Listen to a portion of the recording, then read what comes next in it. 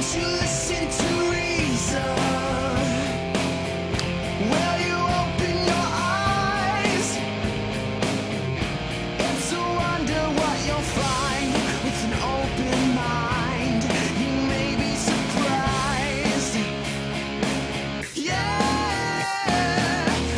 gotta get away from this illusion for the sake of the world. This delusion has gotta go.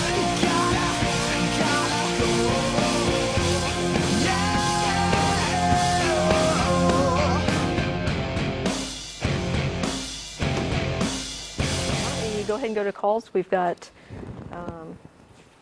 okay, and Mike and Austin. You're on the air. Hello, I am from the Austin Stone. I'm sure you know the church. Okay. And I welcome you to join it. We've got a great church, and we're pretty much by the book. And I've helped many lost souls find their way, so to speak. Yeah. We're not lost. Don't have a soul. Wait, is this just a call to advertise your church? Well, I just wanted to start off by welcoming you to join, if you want. Well, thank you. It sounds like you obviously don't belong to one now, do you? No, you're right. You're right. We don't. But thank you for the But invite. you did one time, didn't you? I did. Yes, I did as well. So you didn't feel any warmth when you sang the hymns or listened to sermons or anything? Yeah, I did. I did. Yeah, but that has nothing to do with whether. I The came to the theology is conclusion true or that not. feelings are not God. Yeah. So why exactly did you quit? Well, I quit because I did a lot of research into how the Bible came to exist and also into church history, how the church came to exist. And when I realized that, in my view, I couldn't find anything to substantiate that there was a hand of God involved, I began to question the authority of the church and of the Bible. And at that point, I stopped being a Christian, but I maintained theism for about another 10 years while I searched to try to find out then if the Bible is a man-made book, and if the church founded I'm not gonna upon pin it up. Jesus is based on that Bible and it's a man-made institution, then what really is God, and what would God want me to do? And so I aimed my search more toward just putting my life in the hands of whatever God was, that he would show me what was required, what I needed to do, just lead the way and I will follow. I'm searching. That went on for about 10 years until I came to the conclusion that if God is everything, pretty much that's pantheism. So I thought I was a pantheist for about a week. I guess I was a pantheist for about a week, and then I said, this is kind of ridiculous. It's the universe, and so we have a name for it, and God and matter are not the same thing. Material existence is material existence, and if that's what I'm calling God, then I might as well just say I'm an atheist. Well, it seems to me that you can be a non-believer, but it's another step if you want to make a show and say you're an atheist and start to say these bitter things. Well, why? What have I said that's bitter? Yeah. Why do you think we're bitter? Well, I mean, just the general tone I get from you is that you're actually mad or angry with God. Gosh, we just had Oh that my conversation. goodness! Is this a joke? Are you a Poe? Is this a Poe, or are you for real? Are you calling just to pull our legs, or is this a serious call?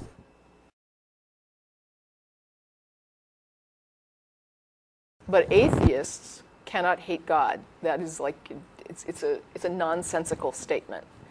A person who does not believe in something cannot hate the thing that they don't believe exists.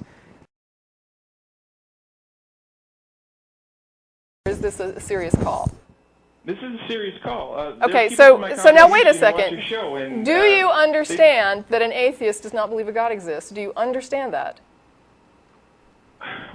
Do you understand that an yes. atheist does not believe a God exists? Yes, well, of course. Okay, then do you understand? Okay, I'm not accusing you of being stupid. I just want to make sure we're clear on our definitions. If you understand I don't believe a God exists, how does the statement "I'm angry at God" make any sense at all? Well, angry about religion then, about Thank you. this so-called institution you call it. It is an institution. I mean, even if you believe God produced it, it's still an institution, right? I mean, it's institutionalized. Well, for you sure. said yourself that you felt some warmth when you went to church, that it just wasn't for you. But why do you have to make a show and say these things then? Well, Did you not hear the example of the homeopathic remedy? Did you hear what I just talked about? If not, I'm happy to repeat it. I mean, really, if you were on the phone and you were on hold and you weren't really hearing it, that's fine. I'm happy to give you the example again. But the point is, I said that there would even be people that don't believe in homeopathy that would write to you and say, well, some people are helped just because they feel better because of a placebo effect, so why are you bitching about homeopathy? But the fact is there's a lot of people harmed by homeopathy. Well, and who does the church harm? Who does the church harm? Are you kidding?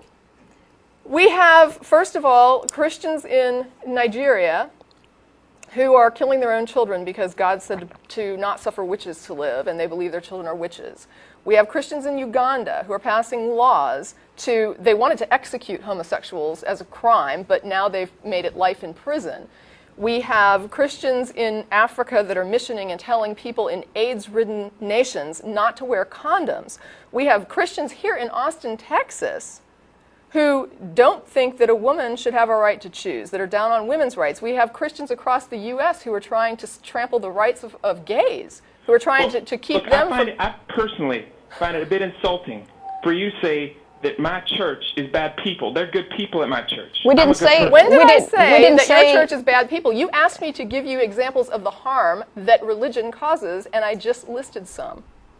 You don't think there are atheists who do bad things? I could tell you about them. How would that make you feel? Wait a minute. Well, you didn't ask me to provide examples of that. You asked me specifically for examples of the harm that religion causes. You asked for that, and I provided it. How is that offensive to you? Well, I didn't do anything wrong to anyone. In fact, I think I'm a pretty No, good no one said you You didn't ask did. me to give you examples of wrong you've done. You asked me to give examples of harm that the church has caused, that religion has caused, and I provided those examples. How is that a problem? Well, why should that offend you? Why did you even ask for examples if getting those examples was going to upset you? All right then. Well, I just... Why don't you just have someone like Dr. Craig on your show? Why do you always beat up on random people who call in? Why don't you have some actual theologians on your show? Who am I beating up? Stop. We're not beating up anybody. I'm answering your question. And listen, there are however many religious shows on public access television and network television. And there's this one atheist show here in Austin, Texas. Why should we give airtime to a professional apologist? Because they're actually educated on the subject. So you might actually have a challenge. I think you guys are too scared to have the serious guys on. None of us are professional atheists, whatever that would entail. Okay? We're inviting people to call and tell us what they believe, why they believe it, and why we should believe it too. Right, but the other point, I want to just reiterate what Jen said earlier because I want to make sure you heard this. There are hours and hours and hours of TV and radio and indoctrinal institutions around the globe going nonstop promoting religious indoctrination and religious belief. And I really think it's ridiculous to get upset at a 1-hour atheist amateur program that's put out weekly by an educational foundation here in Austin that's really just about putting out information on atheism. You think that 1 hour dedicated by a bunch of amateur atheists producers and cast and crew is really that intimidating to you? It's not intimidating. It certainly bothers people. It certainly bothers you. Church. It bothers you? Yeah, but I mean, look at all the airtime you've got. I mean, for one billboard we put up in Austin, how many religious billboards do I pass every day? No wonder we have more shows. We're about 99% of the country, really. No, you're not. There's, I think, what is it, like 80% religious, and not all of that is Christian, but it wouldn't matter. Yeah, I don't care. matter. The point is, you have all the airtime, all the radio time, and we have a 1-hour you know what it reminds me of? There's a parable, actually, in your Bible that reminds me of this. It's the one where they give the example of the guy who has like 100 sheep, and his neighbor has like one little pet sheep, and the guy with the 100 sheep goes and steals his neighbor's sheep and slaughters it. And it's like, wow, you couldn't really deal with like the guy having one sheep. That was like freaked you out that your neighbor had one sheep, even though you had 100.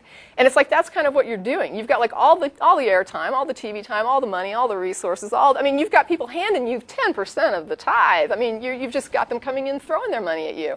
And yet this 1-hour show we have no budget, and it's like nothing. And we should have Christians on to promote Christianity, really. Does that seem reasonable to you, honestly? If you want my honest opinion, I think you guys are scared to talk to to talk to serious people about this. You'd Are rather you just serious? beat up on some clueless guys and then That call us, like the pat each other on callers, the right? back. Or the clueless ones. No, we invite people to call and defend their beliefs. Anybody can call us. And anybody can call us. We're on the show every Sunday. We let you So, call. I mean, feel free to, and we're letting you talk about whatever you want. Yeah, any of these professional apologists are welcome to call at any time. Well, Consider I an guess invitation. I just want to say that I think a lot of the things you guys say are wrong. Well, so I would expect about that from a religion, theist. and I would just, for example. Pardon me? For example. Well, that there's no God, I guess, would be the start. If you're an atheist, then right off the bat, we've got a bit of a problem.